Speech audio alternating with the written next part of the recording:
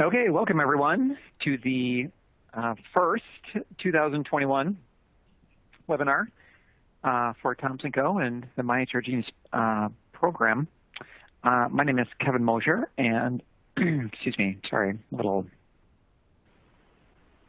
Hopefully, this will not, like me coughing, will not be a thing for the next hour. But welcome to the first webinar that we're doing this month. This month we are doing it on vaccines in the workplace. So we have a theme. We have a theme in 2021 for our webinars, and they're all going to be something along the lines of, so you want to vaccinate your employees in the work, so you want to do this, that, or the other, so you want to implement a diversity and inclusion program. So that's our, just for those of you who are looking at participating in these webinars and coming, and if you're looking for topics, I think it'll be a fun year of webinars. And we're entering our 9th year of doing this webinar series. So very exciting. Makes me feel super old. So this topic is not something I would have thought I was going to speak on just a few months ago, but I think we can all appreciate that vaccines in the workplace, or vaccination and the workplace, is a pretty hot topic that needs to be discussed. I have personally already done 2 podcasts for it, and if you don't listen to the podcast, consider this your late Christmas gift from me to you. That I really like our podcasts. I'm completely biased in the fact that I, help put them together most of the time. So we do podcasts, and you can find our podcasts at on the MyHR Genius website if you would, if you'd like to listen to them. We're trying to do about 2 a month more regularly than we were doing in the past. So doing 1 webinar a month and 2 podcasts a month, and that's kind of our game plan for 2021. Okay, this is me. I'm a Minnesota MSBA Labor and Employment Law Specialist, and I advise companies and nonprofits around the country on anything having to do with HR and compliance and representing them in court and the like. So that's my expertise. This is a webinar part of the series of the MyHR Genius program. Most of you are probably members. Sometimes people are invited to the webinar that aren't members, and if you aren't a member, or if you are a member and you'd like to upgrade your membership, now is the time. For 2021, upgrading is only $20 extra per month for current members to upgrade to the next level from like Savant to Brainiac. Obviously more if you want to go up to Genius, but with Genius you get a lot of extra stuff, including free legal work, like up to 4 hours of legal work per year, plus, or instead of quarterly training, or in-house training videos. And then you also get a free employee, annual employee handbook and some other discounts and the like. If you're not a member of the program at all, the HR hotline is a great resource for no legal fees, and you just pay a $79 subscription per month, and you're off and running, and you can tap into our expertise on anything having to do with HR and keeping you abreast of the laws and keeping you in compliance and helping you with your day-to-day problems. Okay, so let's talk about vaccines. Like I said, if you heard me on the podcast, I did a podcast with Stephanie Rojo, and we talked about the new EEOC guidance on vaccines in the workplace and what the EEOC had to say about it. And I also did a podcast with Barry Moskowitz, both from our firm down in Texas, and Stephanie in the Austin office and Barry in the Dallas office. And we talked quite extensively about this topic. I'm going to dive a little bit deeper and also just kind of go over a number of the topics that we had covered in that podcast. But I want to do a little bit deeper dive, just because the podcasts are faster and they're looser and more conversational and everything. So we just tend to do a little bit more substantive of a review. So this is what we're planning on covering today. If you are newer to the to the webinar, you are welcome to type in questions in the question box down there. And if I have time during the presentation, I will try to get to them and look at them and answer them. Also, if you have registered for CLE or CE credits, that should have been an option for you at the time of registration. And if you did that, you should get your registration in the next week or so. That should be mailed to you by my assistant. So you should do that. If you failed to, mark it, then just reach out to us and we'll make sure that you get the certificate. We always have to verify everybody attends. So they require that we do that. So once we do all the crossing T's and dotting I's, we will get the certificate out to you. Okay, so I want to go over a little bit. I'm not going to spend a lot of time on this, but just briefly, I want to go over some of the return to work items, topics that I think are important even when we talk about vaccinations, if only because you probably, as an HR person or as a company organization, you probably don't really care all that much whether people are vaccinated if they're not coming back to work, right? I mean, if everybody's going to continue to work from home and that's going to be a thing, then I think, it doesn't really matter all that much whether you have a big plan for vaccinating employees. You probably just don't care all that much. As long as they're working from home, no harm, no foul. You're not putting the workplace at risk and all that. But I think most companies are probably looking at, returning to the workplace, coming back, and what does that look like? And I think the vaccination topic, once it becomes available to people, because it's not really available to most employers right now. It's, outside the healthcare first responder field. I think most employers are looking to do some sort of, return, and vaccinations could be a part of that once that's a reality. So we're going to go over that just a little bit, and then we're going to talk about state and federal laws and just some impact on vaccines. We're going to talk about programs that you might want to put into place. How do we do this? How do we vaccinate employees? Should we be vaccinating employees? Can we vaccinate employees? These are all the questions that need to be asked. And there's been a lot in the press and a lot of webinars and I'd say seminars, but nobody's doing things in person anymore because of this whole issue of COVID vaccines and stuff. So maybe in a year we'll be doing like in-person seminars. That'd be really great because I really like seeing people when I speak. It's great to speak to myself at a computer like I'm doing right now, but because I love hearing myself speak. But it is really nice to actually see people, and so hopefully in a year. And then we're going to discuss just approaches and how you should make the approach these things for your business, that sort of thing. And then we're going to solve all the world's problems, right? Because 2021 is significantly better than 2020. It's like, wow, night and day, right? Just feel like it's just an incredible 180 that we've done in 2021, and everything's brighter and happier. So, okay, so workplace. We're going to do a little primer on Workplace 101 because I want everybody to understand it because that does have an impact on this idea and the laws around vaccinating. Okay, so general rule, your property, your rules. This is why we can, because it's your property, you can set terms and conditions for employees as well as other people to come onto your property. This is why a grocery store can tell you, put a mask on before you come in. It's why, back in the day, restaurants would have, I haven't seen these recently, but it would be like no shoes, no shirt, no service, right? Like that was, I think, ubiquitous in the 80s, when I was a kid. So it was like no shirt, no shoes, no service. Those are rules because it was, the McDonald's or whatever, it was their property. So they could set those rules. The same goes for vaccines.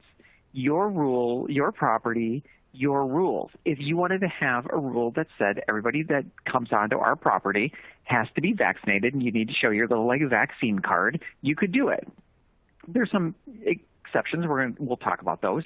But as a general rule, your property, your rules. You get to set the criteria. With employees, you get to set expectations. You get to have policies. This is why you get to have policies, right? If employees want to work for you, if they want to earn money in return for the money, they have to follow your rules. You get to dictate what happens to them during the time that they are being paid by you. That's how it works. You pay them, they do stuff for you, right? And then everything else in between is why HR people need to be are so important and need to be involved. Masks and other procedural requirements, like maybe getting temperature tested. If this is going to be like me fumbling over words for the next hour, I am going to apologize in advance. So other procedural requirements, if you have saliva testing, if you have a mask requirement, if you have a temperature check, every time I go to the gym, I have to get my temperature checked, right? That's their rule. If I don't get my temperature checked, they're not going to let me in. I don't have a right. I don't have a right. I can't show them I'm an American card and then walk in to the gym and say, I want to use the equipment, right? I have to pass a bunch of conditions. I have to probably sign an agreement that I'm not going to sue them. I have to get my temperature checked. I have to, pay them money for there's all these things, right? And the company gets to set that. So employees, employees don't have a right not to follow safety rules. So if an employee comes to you and they say, I don't want to follow this safety rule. I'm not going to put a harness on. I'm not going to put a mask on. I'm not going to have my temperature checked. They don't have a right to come in and work. You're setting the rules, the expectations, and the consequences. That's your right. The premise, somebody asked, the premise of your company, your rules applies to public employers as well as private employers. It does. When you say public employers, I'm not sure if you mean publicly traded employers or if you're referring to government entities. But yes, same concept applies. It's a little bit, there are some added rights that people have with regard to government, but yes, government agencies as a general rule also have, with regard to guests and employees, they also have the ability to set their rules. The other thing that I've talked about over for those of you who have been listening to me about COVID and all that, CDC guidelines, they're guidelines. That's exactly what they are. They're not the law. So the CDC has been publishing guidelines, and we'll see it with the vaccine rollout as well. They're publishing guidelines on these things, but the states are actually the ones implementing it. So when we're talking about shutdowns and we're talking about like in Minnesota, we continue to be under an emergency order. We have been since, I think, May, where employers, maybe April, where employers can't have people coming into work unless they're essential workers or there are some other, laundry list of exceptions. But for the most part, like offices and stuff, you're still not able to just free and clear have people come back into work. That's because the state of Minnesota has implemented that as a rule. The CDC might say certain things, but they're just guidelines without carrots or without sticks. So anyway, just something to know. The other thing that we'll talk about a little bit more is that OSHA has not found COVID to be a hazard at this point, and that's a big deal for OSHA compliance. But for the most part, and just in case I forget the statistic, I'll say it now while I'm thinking about it. But OSHA has opened up over 12,000 files looking into complaints from, for the most part, employees or customers or guests complaining about companies' OSHA compliance, and they've closed almost all of them. It's like a few hundred that haven't been closed, but OSHA's opened and closed many, many files. I've responded to several OSHA complaints for clients, and open and shut very fast, open and shut. OSHA's looking into these things unless they see that there's some really bad conditions going on, like outbreaks, and the outbreaks were caused by just really, really negligent practices by employers. For the most part, then the OSHA is just not going to look into it much further. Now, state OSHA, like in California, that might be a totally different beast, and everything. And some states might be examining workplace safety issues a little bit more, but the federal government's not, at least under the current administration, not doing as much, oversight and investigation as maybe the saber rattling and maybe, a lot of fear that they might have been doing that. Preparedness plan. Okay, so you're bringing back employees. We're going to talk about vaccines. You need to have a preparedness plan. That's got to be in some states require it, like Minnesota requires it, California requires it. Other states require it, but not every state does. But it's a good rule. It's a good idea to have a preparedness plan, and vaccines could be part of a preparedness plan. So we need, as part of the preparedness plan, you need to address the levels of risk at the work site. And I'll show you the fun little pyramid of risk on the next slide. But we want to address the levels of risk. Not every job is going to have the same level of risk. So you as HR, if you're tasked with this, and I think this is a good project for HR because HR people need more things to do, you need to be in communication with your managers and other people that can help you understand what the job risks are, like what jobs are riskier than other jobs. Obviously, customer and client-facing jobs in like restaurants or hotels or wherever, obviously those are going to be more risky than people who are sitting in an office by themselves, punching numbers on a typewriter or whatever, like as if typewriters exist anymore. Okay. Then we're going to want to implement a basic infection prevention measure, right? So we want to make sure we've got a safe workplace, and we want to do things. Hand washing, having masks, maybe having different configurations in the office, encouraging people to remain at a distance, all those sorts of things. Again, there are some state laws and executive orders that are coming into place on this, but we want to, part of our preparedness plan is to have these prevention measures.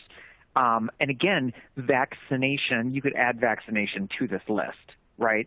So you could have saliva testing, you could have mandating vaccines. This could all be part of your preparedness plan, bringing people back to the office or the workplace and trying to prevent COVID as much as the COVID spread and infections as much as possible. And then having policies identifying. So we need policies and procedures telling people, managers, supervisors, how to identify employees who are sick, and also communicating to employees that when you have this, that, or the other ailment or whatever, that what to do in that situation. So in that situation, you might contact HR, contact your supervisor, isolate yourself. So we want to have policies and procedures around that. So we've got the identification, we've got the prevention, and we've got then the how to identify and isolate the workers. And then we want to communicate it. And we probably want to do some training as part of that communication. We want to do some training with supervisors and managers and the people that are supposed to be identifying these sick workers. So we want to definitely train them. And then we want to have a policy, and we want to have a general communication to employees. And then we're going to implement workplace controls, right? So we're going to implement all this stuff. And here is the so pyramid. So here's the little pyramid that I was talking about. This is like the fancy OSHA. I don't know how many dozens of hours were put into creating this pyramid, but every time I see a pyramid like this, I just think of like the food pyramid and stuff like that, and how they got it upside down. They figured it out, decades later. But in any event, so initial question today is super easy, and anybody who's heard me speak on this, I've spoken on it many times, knows the answer. And the answer is, can employers mandate vaccinations? Yes. Yeah, that's just, for the reasons that I articulated earlier with the property and being able to tell employees like what the criteria is for them to be able to work and show up to work. What do they need to do? You get to set those terms, those conditions. So can employers mandate vaccinations? Yes. Okay. There are two exceptions.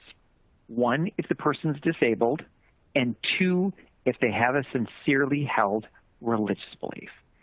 Disability is something that we are all very accustomed to, we understand, and we're accustomed to dealing with in the workplace. At least we should be. If you have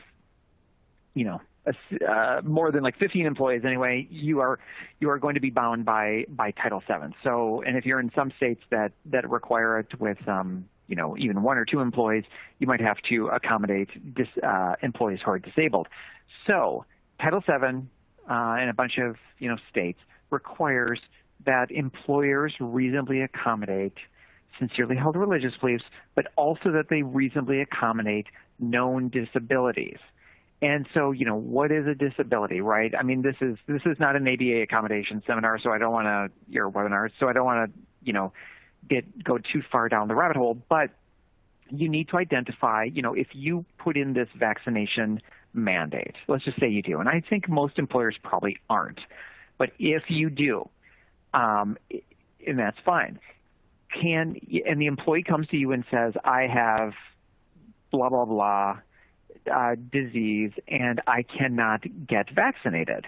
Okay, so what do? Well, you ask the employee for medical support for that. You don't, it's probably not obvious what their disability is, and even if it were obvious, you probably wouldn't know why they can't get vaccinated. So you should ask them to provide medical information so that, maybe you have a form for it or maybe you don't, but medical information to give you an understanding as to why they are so limited. And if that's what if they do that, then you have to go to the next question, which is, okay, so can we accommodate that? Is it going to be an undue hardship for us? And we'll get into that in a little bit, but that's your next line of question. Same with employees who have sincerely held religious beliefs. If they come to you and they say, I belong, let's just say they're Catholic. Okay, that one's easy, right? Because we've probably all heard of the Catholic Church. So they come to you and they say that they're Catholic and that, under whatever rules, they are not supposed to get vaccinated. Okay, well, they've articulated a religious belief. And they've given you support for it. You could ask them to, for any documentation they have to support it. But that, sounds like, you probably wouldn't want to force the person into getting vaccinated.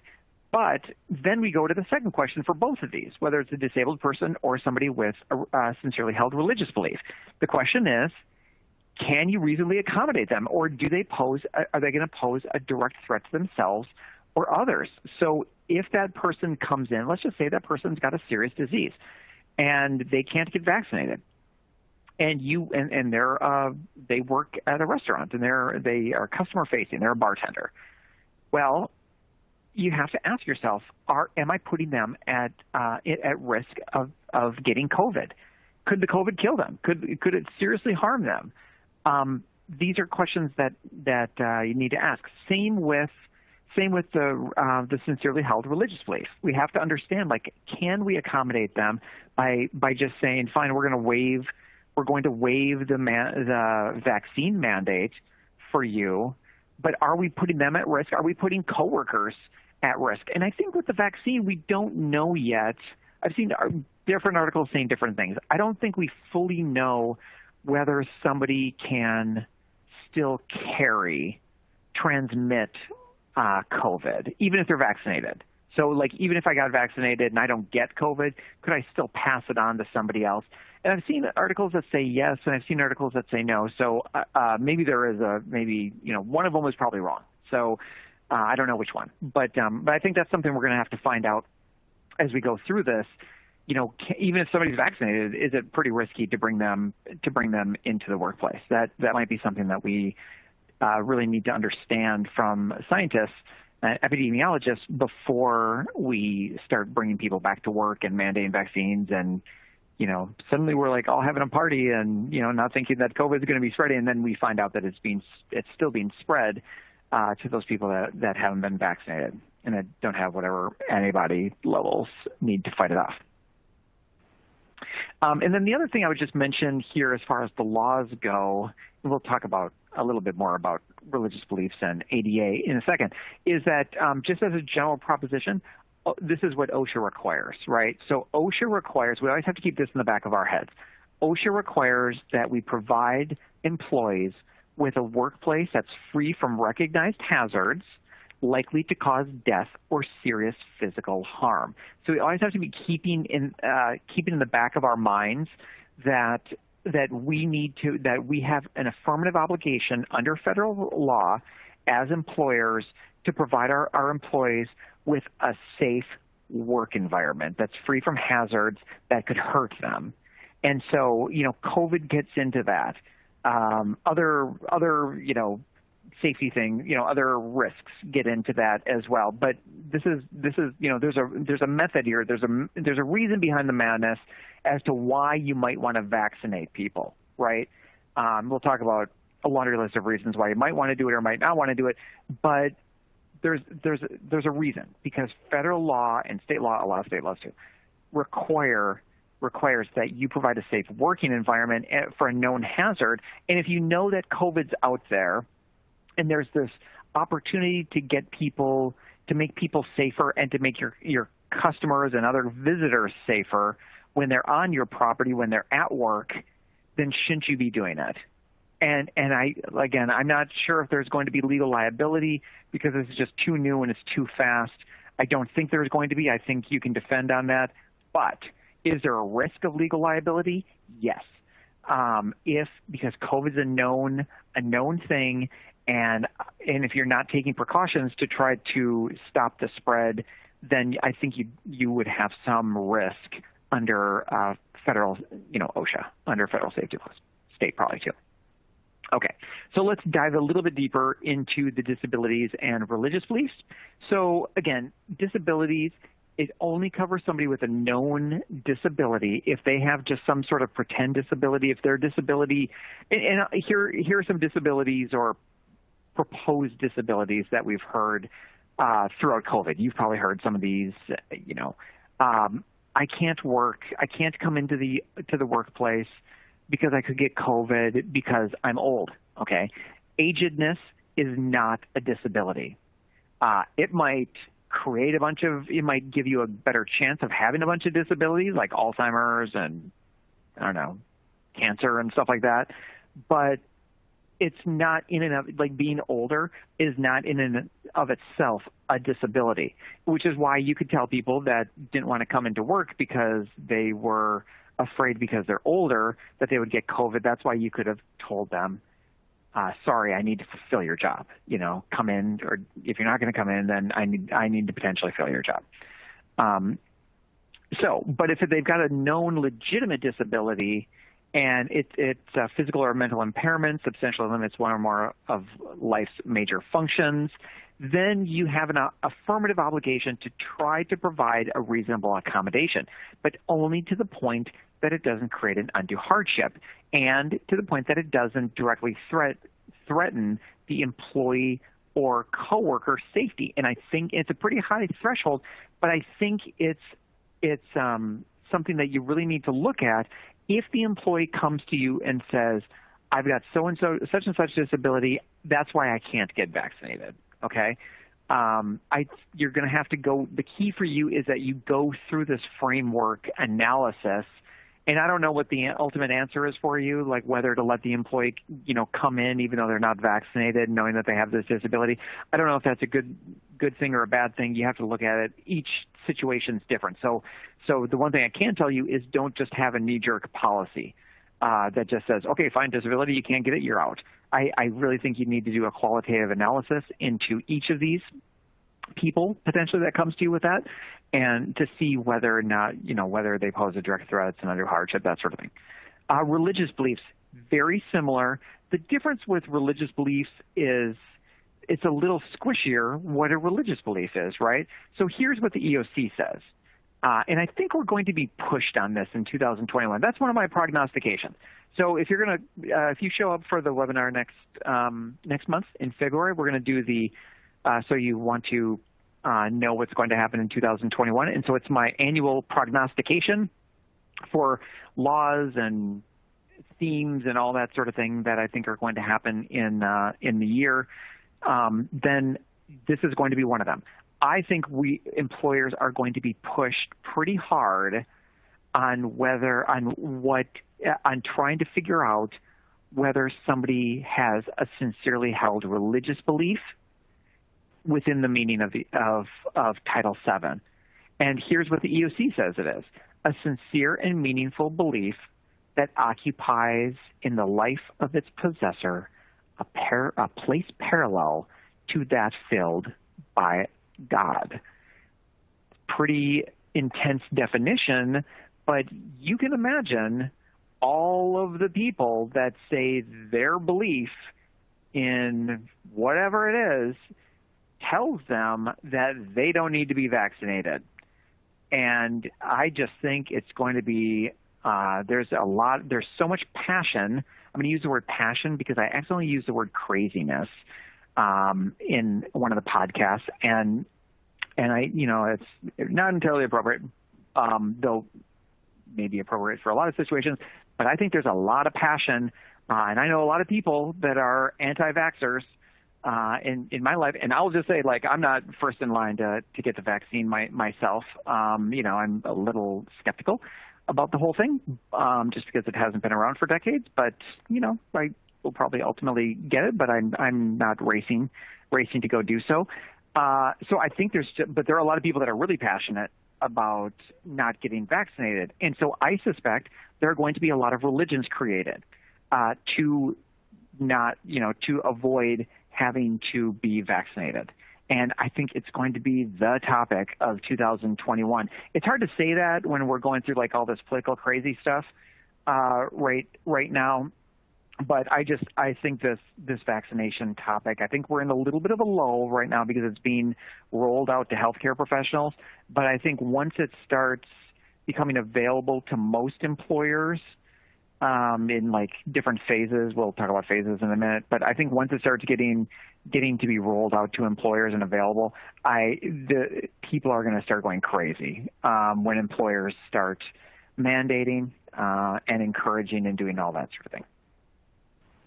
Okay. Let's look at the EEOC guidelines. But again, if you want a little bit more conversation on the EEOC guidelines, definitely, go check out the podcast that I did with Stephanie Rojo. Stephanie did a great job of going through the guidelines. We also, for those of you on the My HR Genius program, we also have done at least one tip overviewing the guidelines, going through them. So. But the EEOC said basically what we kind of already knew, which is that employees can get vaccinated. It's not prohibited under the ADA. That was the main question that the EEOC had to address. And, so employers can require that employees get vaccinated. They clarified that and made it nice and clear for us.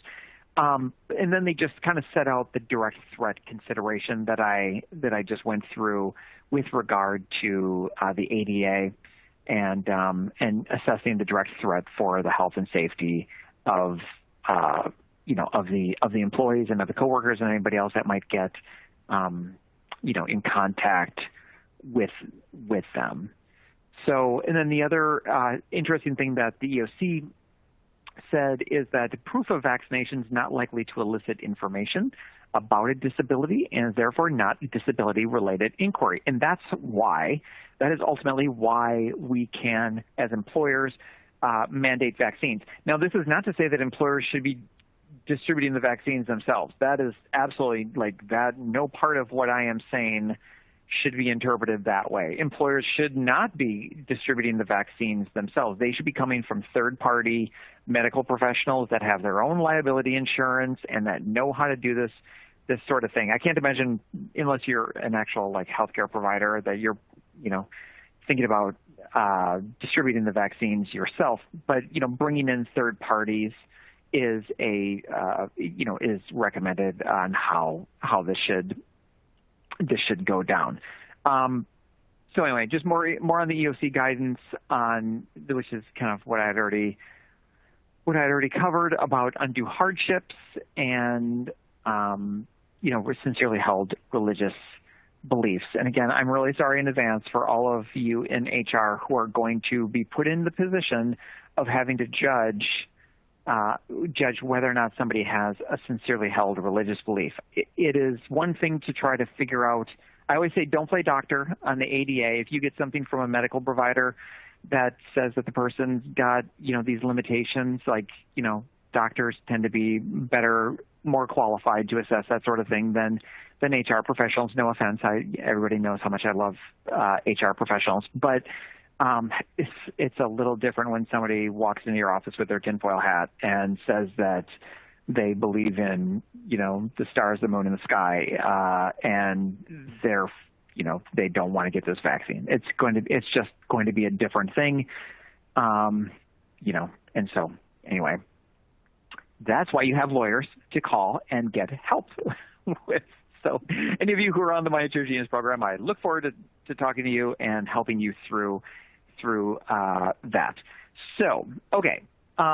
There's been some news on the recommended rollout from the government, and that just changed on Tuesday. And in general, my understanding of how the government distributed the vaccines is that they distributed it to the states, and they didn't base it based on the need for vaccinating what we call 1A, Group 1A, Phase 1A healthcare professionals and residents in long-term care facilities. So they didn't really look at how many people in each state were in that category. And so then the government, and this was totally political from the executive branch, because they wanted more vaccines to be doled out to the red states. And I'm, again, so sorry for saying anything related to politics right now, but for the red states. So the president basically wanted his base to be getting more vaccines than other states. So there wasn't really a rhyme or reason. So, but anyway, then a lot of those states didn't have the infrastructure for distributing the vaccines, which is why the vaccine rollout has been so slow. And last I saw, only 10% of the Phase 1 healthcare workers have been vaccinated to date.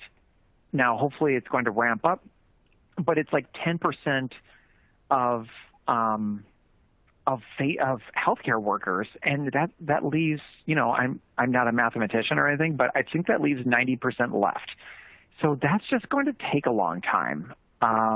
And so the idea that, those employers who are have non-essential work and non-essential, like that are way down, like Phase 2, it's just going to be a while. And I personally, I don't think my guess is up here in Minnesota, my estimate is that I won't even have the opportunity as a non-essential worker who's not over the age of 65 to be vaccinated until, like, I don't know, July, August. Like, that would be probably best case scenario, I would think. But who knows? Maybe I'll be wrong. I hate to think poorly of, but I just don't think it's just going to take a long time to get through this. So, but anyway, the CDC has recommended the rollout, and they've just changed it in the last, 48 hours.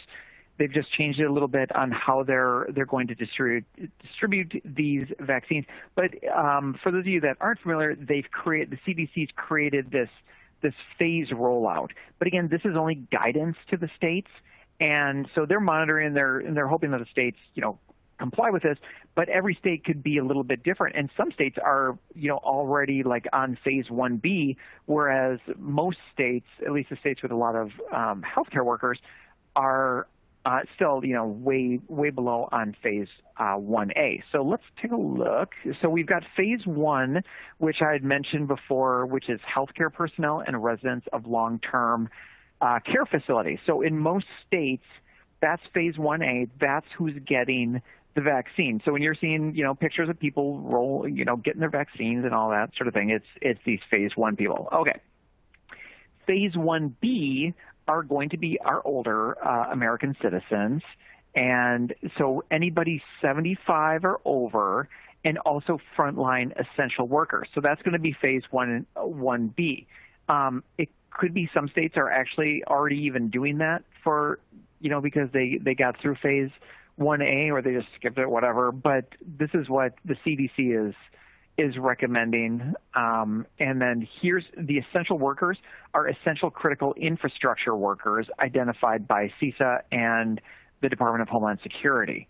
So, and then there's the example. I know a lot of you might be, so I know a number of you on the call are probably in the grocery store space or the manufacturing space or the food agriculture space.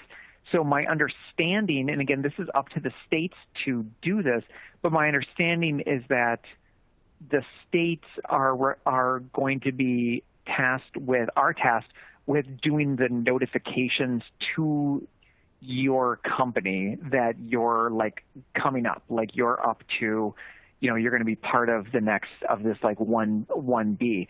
A lot of states are just behind on this. They don't have great rollout plans and let alone communication. They're still trying to work on 1A, getting those emergency first responders taken care of. But my understanding, in most states, hopefully, you will, if you are in this phase 1B, manufacturing, grocery workers, that sort of thing, there will hopefully be some communication to you so that you can pass it on to your employees, so that the employees can then go and get vaccinated. And we're talking about almost 50 million people. So it's quite a few.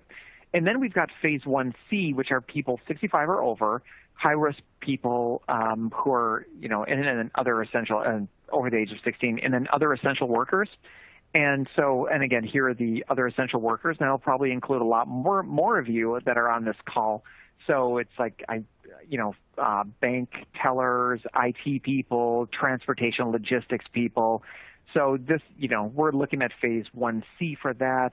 And again, that's about almost 130 million people. And again, we're still in the early phases of stage 1A, and it's mid-January. I mean, it's hard to imagine when we've got to have dual doses and everything. It's just really hard to imagine that phase 1C starts up anytime before summer. Again, don't mean to be cynical or anything. I'm really not a cynical person, whatsoever, but it's just hard to know that. So let's look at some of the state rollout plans.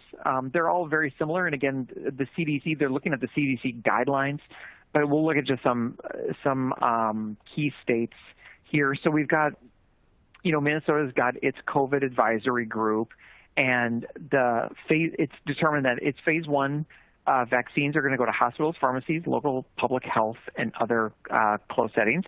And then phase 2 will be any provider will have access. So more will go into phase 2 and phase 3. But right now in Minnesota, we really they haven't really stated, that group hasn't met, and they haven't given any guidance. At least last I saw, they haven't given any guidance as to when they're going to move on to phase 1B, 1C, and then phase 2 and 3. So we are, we're just not in a situation right now where we know what to expect, and we can't really plan when, unless we're in phase 1A, where we're just waiting for more vaccines to come. If you're down the line, you just really don't know. It's going to be very similar in Massachusetts. So Massachusetts right now is in phase 1, similar priorities to Minnesota and following the CDC guidelines. And then Massachusetts is hoping, again, this is all hope based on the vaccines that come in, they're hoping to move into phase 2, which is 1B. So when I say phase 1, I mean 1A, and then when I say phase 2, I mean 1B, and when I say phase 3, I mean 1C.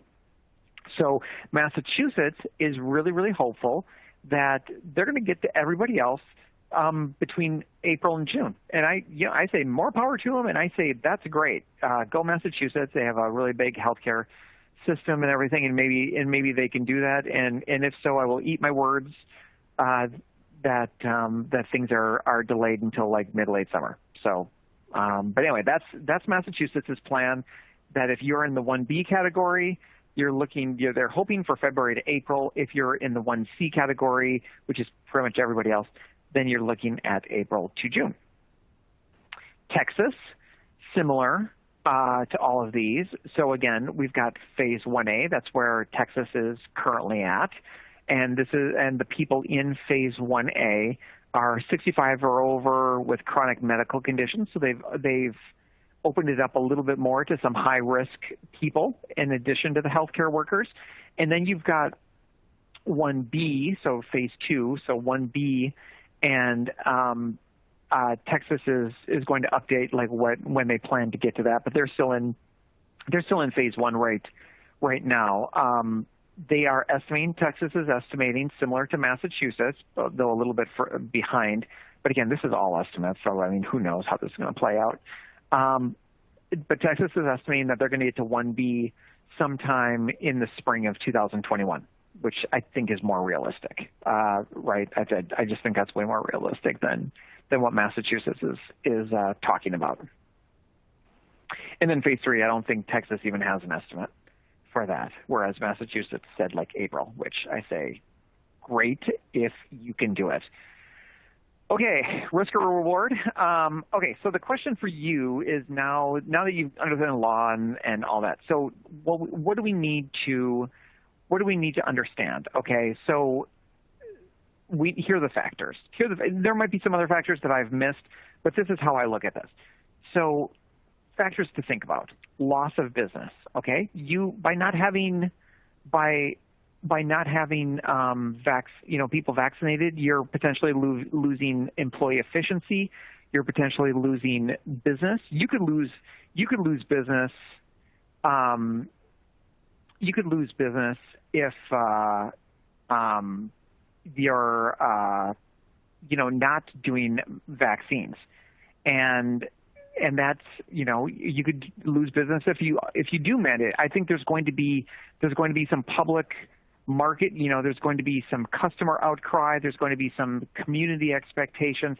I think these are all elements. So loss of business, employee efficiency, employee time off work, either to go get vaccinated or the repercussions of being vaccinated, as well as employee time off work if they get sick with COVID, something we've been all dealing with for the last 10 months or so.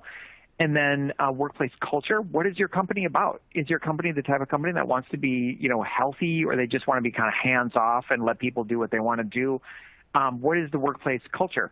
What is your liability for mandating a vaccination? What is the liability that you have for not mandating the vaccination? We talked about the workplace safety issues. Are you going to get some lawsuits from employees who, under Title VII, who say that they're disabled or say that they sincerely believe in XYZ religion, and you still, are making them get vaccinated? So there's going to be some risk there. So I think there's going to be risk on anyway. I think there's no perfect solution here, but these are all the elements the factors you want to weigh. What are your customer expectations? What are the community's expectations? Are you going to get some good or some bad press? The first company that I'd heard of, I think it was Walgreens. I might be totally wrong on that, but I think it was Walgreens that was the first company to come out and say that they're incentivizing employees to go get vaccinated. Okay, well, if it is Walgreens, that makes a lot of sense. They're in this space nationally, so it makes a lot of sense that they would be doing something. Is vaccination, for good or bad, something you should market? I mean, if you're a restaurant, I think you would, you might want to market, hey, everybody's been vaccinated. Although I would, that's not a green light to go and say that, because that is potentially ADA covered medical information that you're giving out about your employees. But anyway, you get the point. You could say something along the lines of safe and clean or whatever, but you would market it. A law firm probably not going to market it all that much. I don't think there's much marketing here at Thompson Co. that's going to matter all that much, whether we are vaccinated or not. But if you're customers facing, if you're customer service, hospitality, I can see marketing that, hey, we have a mandatory vaccination policy. I would feel safer going to eat at that restaurant, right? So I just think there is a marketing aspect. Work comp and OSHA claims. There is some risk of work comp claims in a few states here that have changed their laws on work comp to make it feasible to file a work comp claim if you get COVID in the workplace. And then, so there's some risk there. And then there's also some risk of OSHA claims. I don't think there's a lot of risk on an OSHA claim, but if it's a really bad workplace situation for safety, could have a risk of OSHA. And then I just think some lawsuits around Title VII and all that. And somebody just mentioned, thank you for sharing that. So somebody just mentioned that in Texas, they got vaccinated yesterday, the first shot, and they're in 1B. So that is great to hear. So yeah, that's great. If Texas is moving on to 1B for a number of people, that's great news, because that is not the case in most states. So really good. So okay, so let's look at your options.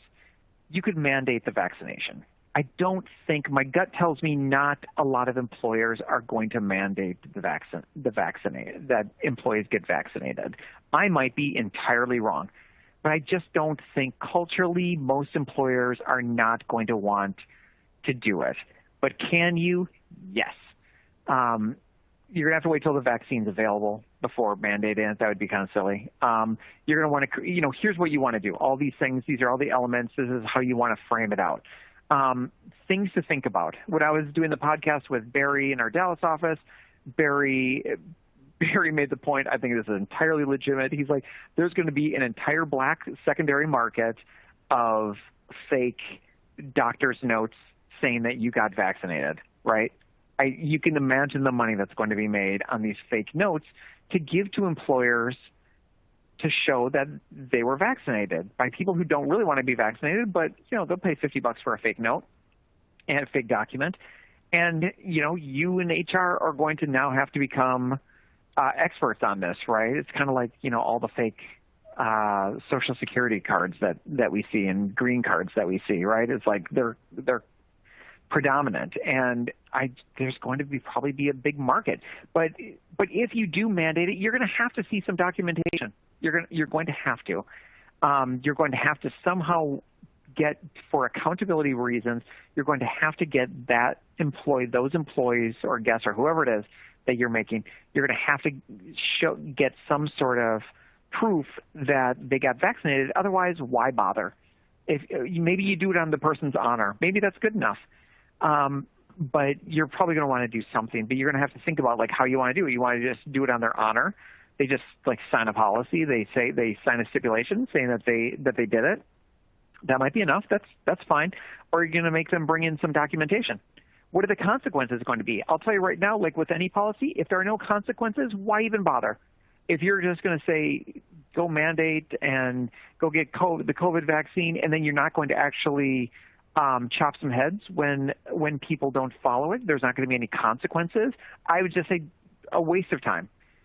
The consequence doesn't have to be termination, but it could be indefinite leave of absence, unpaid, with no guarantee of maybe we find a replacement for you, maybe we don't. Let's see how long this whole COVID thing lasts. But it could be termination, it could be suspension, it could be a number of things. But I think if you're going to do this, it's because you're doing it for safety and probably for a lot of other reasons. And so you're going to want to have consequences if the people don't follow it. And I just see a lot of employees being fired for trying to either lie or not do it, that sort of thing. I think most employers, my guess, most employers are going to go to an incentivize program. And so the carrot, right? So the other one was the stick. This one's the carrot. And it might be through a wellness program. I know that's kind of the topic du jour, to see if your summary plan descriptions can be revised to include pre-tax, incentives, kind of like a smoking cessation plan that there might be. So and I think I'm not giving a legal opinion here, but I think there's a lot of possibility for, if you have wellness programs, to wrap in an incentivizing program for employees within the wellness framework. Or maybe you don't. Maybe you just say, hey, $50 gift card to Outback Steakhouse. If you show me proof that you went and got the vaccine, where we are encouraging our employees to do it. Here's $50 at Walgreens or Target or Walmart or whatever. You're giving you're incentivizing them with money. But it doesn't have to be money. It could be extra paid time off. Maybe you have some big extra party or celebration or something like that for all the employees that got vaccinated. Maybe, parking spots at some places are kind of big deals. Anyway, it could be any sort of compensation to do this for getting the vaccines. And I think that approach is more employee friendly. It's probably more in line with most company cultures. But that being said, I think the stick approach is going to, for a lot of hospitality companies, for a lot of frontline work, hospitals obviously are going to mandate these things. So I think there's going to be companies on both sides, but I think incentivizing is going to be a friendlier approach. And you want to just, come up with a communication protocol and a plan, and then tell employees, okay, here's what you need to do in order to collect on the money that you're going to get. The final approach is just the Switzerland approach, right? It's the this is not our gig. We are fine whether employees get it or don't get it. We trust people to not be stupid and to be responsible for themselves, and we're not going to take a stance on it. Maybe we encourage people to do it. Maybe we even give people half a day off or something like that, but we are not going to incentivize them, except for maybe some time off if we want to do that. We are not going to mandate it. We're just going to hope that enough people get it, that this whole herd immunity thing works out, and we don't have to get into what is, for better or worse, become a political issue, and is probably going to be again, my opinion, is probably going to be a pretty divisive issue in 2021, and it is 2021. So that is my that is what I have. I got a couple questions, but they're really long. Just some updates on different things that are happening around the country. So I appreciate everybody's attention and attendance today. Next month, let me see, we've got a slide on next month. Next month, the topic is going to be, so you want to be prepared for 2021 and have, we'll do a quick review of 2020 and all that sort of thing. So I really appreciate everybody's attention today.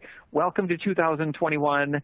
Happy New Year. I'm sure it's going to be 180 degrees better than 2020, or hopefully it will be.